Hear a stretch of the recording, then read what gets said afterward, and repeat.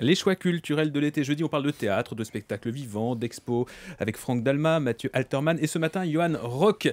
Alors, Johan, selon vous, l'avenir du théâtre ces prochaines années, c'est pas forcément dans les salles de spectacle. Non, non, Emery, quand même, faut se l'avouer, maintenant que le Festival d'Avignon est terminé, le théâtre, c'est quand même vachement mieux à la télé. Hein.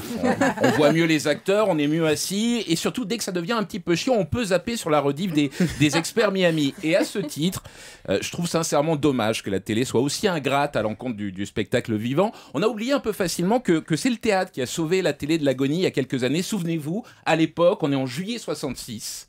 Grève Souvenez-vous. C'est ça. Voyons, Emery. Été 66, ORTF, énorme grève. La paralysie dans les couloirs et le directeur des programmes est paralysé. Il n'y a plus rien à mettre dans le tube. Je veux dire, même pas une petite rediff de Starsky Hutch prêtée par Direct 8. Rien du tout. Et là, le directeur des programmes a l'idée d'envoyer filmer en Belgique la pièce dans laquelle joue Bourvil. Et là, carton d'audience. On vient d'inventer le théâtre à la télévision.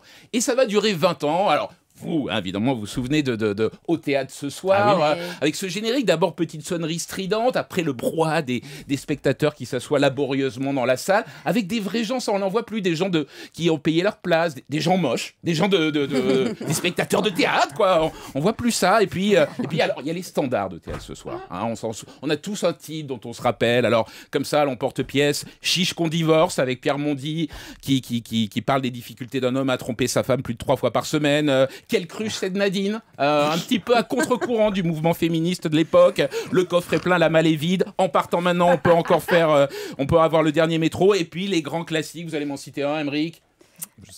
Madame aime bien la fessée, Marc Mercadier dans une sage-femme iconoclaste. Ferme les volets, il n'y a plus de rideaux aux fenêtres avec Gérard Hernandez de l'Académie des Neufs, hein, à l'époque, vous savez, le moustachu, tout ça. Ce soir, papa fait des crêpes au Nutella. Mange, ça va être froid. Et enfin, mon préféré. Non, mais c'est pas des vrais titres, tout ça. Pratiquement tout. Oui. Bien sûr, bien sûr. T'as fait quelque chose à tes cheveux avec Maria Pacom qui donne la réplique à Paul Prébois au meilleur de sa forme. Voilà, tout ça, vous voyez, c'est ces soirées qui ont fait qu'on a amadoué le théâtre. Et si la télé n'avait pas été là, eh bien, ces moments éphémères se seraient évaporés. Ce que vous dites donc, c'est de rester devant notre télé. Mais moi, je pense qu'il n'y en a pas beaucoup de. Enfin, il y a France Télé. Il y en avait hier soir. France Télé en fait régulièrement. Hier soir, magnifique, les fugueuses, mais Lynn Renaud et Cyril Robin. On voyait toutes les rides.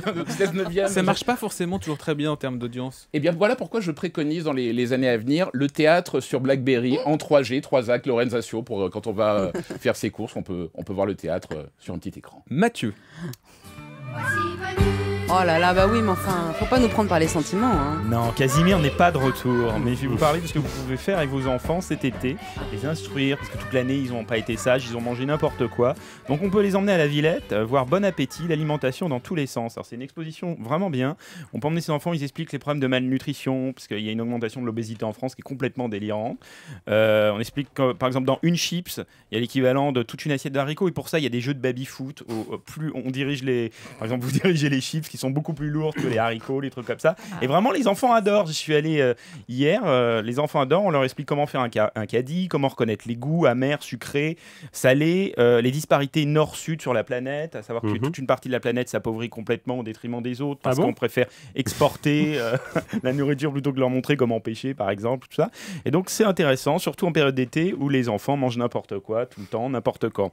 Ensuite, une fois qu'ils ont vu ça, on va pouvoir les faire culpabiliser sur la contrefaçon. Parce qu'il y a ici une exposition sur la contrefaçon à la Villette. Contrefaçon, la vraie expo qui parle du faux et qui montre les conséquences dramatiques du piratage, évidemment, musical, des contrefaçons au niveau des marques, des vêtements, etc., des médicaments, des voitures, et qui montre toutes les catastrophes que ça engendre sur le travail des enfants, l'appauvrissement de tout corps de métier, comme dans la musique, évidemment, et le cinéma à venir. Et ça, c'est, je pense, très intéressant quand on a un pré-ado qui s'intéresse énormément aux marques, qui n'a pas forcément les moyens, qui va forcément les acheter, ou on n'a pas le droit. Je trouve l'exposition vraiment bien faite. Une fois qu'on les a culpabilisés... C'est où ça ? C'est à la Villette également. Les deux sont à la Villette. Alors une fois qu'on les a bien culpabilisés avec ça, on peut leur dire « T'es pas allé au théâtre cette année, donc on va aller au jardin. » Au théâtre Shakespeare, au Bois de Boulogne, derrière le Pré-Catlan. Il se trouve que tout l'été, on peut voir les Fourberies de Scapin, le samedi à 3h, en plein air. C'est très agréable pour les enfants. Sympa. Et pour les enfants, c'est bien. Le niveau après les choix que nous a proposé Johan. Donc il y a un côté théâtre, mais théâtre jardin, donc ça peut les habituer à faire des trucs un petit peu... Bon, une fois qu'on a fini avec les enfants... I wanna be loved by you on va s'occuper des adultes. Et depuis le film de Mathieu Amalric tourné, le burlesque et les pin-up sont très très très à la mode. Alors les pin-up, les shows burlesques, faut expliquer, c'est pas vraiment du striptease comme on avait l'habitude d'en voir, c'est des spectacles très glamour, bizarrement je trouve très féministes, parce que les filles qui sont sur scène se revendiquent comme totalement indépendantes et représentatives de toutes les femmes dans le monde, c'est-à-dire qu'elles sont pas anorexiques, elles sont pas entièrement refaites, elles sont juste très lookées, elles font des spectacles plutôt rigolos en utilisant des références des années 50, de la musique, de la danse, des trucs de magie, tout ça. Bon. Dénudé? Pas totalement. Pas totalement dénudées. Et vous êtes dubitatif. J'essaie de comprendre le concept. Elles sont pas totalement dénudées. En gros, c'est Betty Page et Jane Mansfield qui dansent sur de la musique des années 50 en faisant des numéros de musical plutôt bien fichus, surtout où les femmes peuvent avoir autant de plaisir, surtout que les hommes, d'aller voir ces spectacles-là. Et donc pour cela, il faut aller voir les Filles de Joie tous les jeudis soirs au club à Châtelet. C'est une troupe menée par Juliette Dragon, qui est celle depuis quelques années en France et dans toute l'Europe. On peut trouver des danseuses comme Jungle Jen, leur nom j'adore, quoi. Flora la Douce, Lily Chéri, Eva la Vampe, Calamity Jean, enfin tout dans l'esprit du dernier film de Mathieu Amalric, tous les jeudis. Et ce week-end, le samedi, le Cabaret Fatal au Cirque électronique. C'est à la Porte des Lilas, c'est un mélange de cirque, de spectacle burlesque et de pin-up. Voilà. C'est à Paris donc? À Paris, bien sûr. En province, on peut pas aller voir? Elles sont en tournée en province à partir de la rentrée. Il y aura un grand festival burlesque au mois d'octobre. Elles partiront en province. Franck Dalma. Écoutez, moi je vais vous reparler théâtre.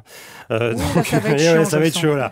Si je vous dis les hommes préfèrent les gros, amour, coquillages et crustacés, et le Père Noël est une ordure, vous me répondez? Splendide. Oui, j'allais dire les bronzés. C'est vrai qu'on les assimile aux bronzés. Oui, c'est cela. Oui, mais plus exactement, la troupe du Splendide, fondée par Clavier, Blanche, Vugnot et l'Ermite, c'était autre chose que Marthe Mercadier.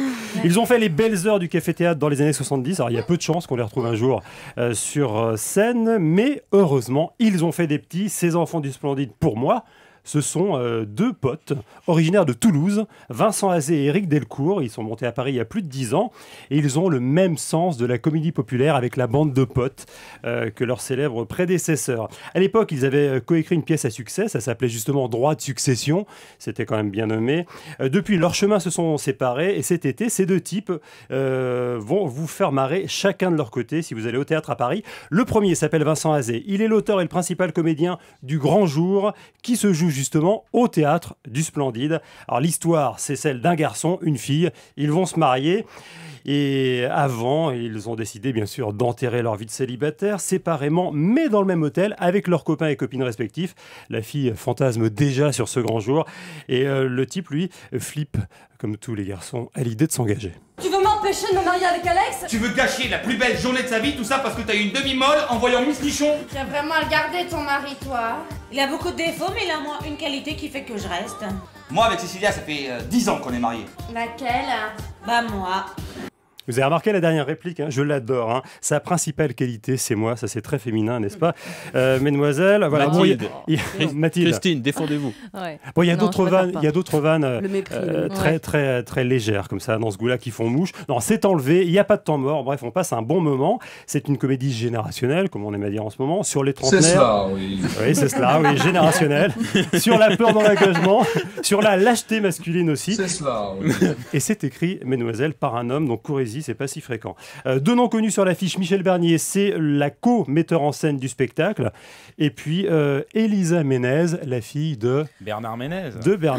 Voilà, qui joue un personnage qui pourrait être une lointaine cousine de Zézette et Pouzix. Depuis qu'on fait ce rendez-vous culturel depuis début de l'été, vous moquez de mes goûts musicaux des années 80. En ce qui concerne les goûts de théâtre, je crois qu'on a dégoté quelque chose de fort avec Johan, parce qu'il a des références extraordinaires. Oui, mais c'est vraiment le théâtre de boulevard, quoi. Il faut essayer de raviver les couleurs de ce théâtre-là. Non, vous avez raison. Voilà. Alors, moi, j'ai un autre choix à vous proposer. C'est également un héritier du Splendide. C'est l'autre pote. Il s'appelle Éric Delcourt. Lui aussi, il est comédien et auteur. Et sa pièce est connue sans doute par certains d'entre vous. Elle s'appelle Hors Piste. Elle a pour histoire celle d'une bande de potes qui se retrouvent au sport d'hiver. Ça vous rappelle forcément un autre... Mais oui, c'est pas un petit peu... Voilà, ça vous rappelle... Une contrefaçon. Faudrait peut-être mettre dans votre expo les contrefaçons, la Villette. Les bronzés font du ski. Voilà, c'est l'histoire de 3 garçons. La petite quarantaine qui se retrouve après 10 ans dans un chalet pyrénéen pour fêter la réussite financière de l'un d'eux, et ça part en vrille. Alors c'est pas un nouveau spectacle, ça se joue depuis 2 ans, on en est à 700 représentations, bientôt 300 000 spectateurs, c'est énorme, et après avoir été joué dans plusieurs théâtres parisiens, c'est de nouveau à Paris cet été. Ça avait aussi été joué au Splendide et c'est cet été à la Bastille, comédie Bastille du mardi au samedi à 21h. Et ça s'appelle Hors Piste. Et ça s'appelle Hors Piste. Merci, Voilà. C'est cela, les amis. oui. C'est cela, absolument. La télévision tout de suite. Et d'audience, le programme de ce soir, Mathilde, c'est dans un instant.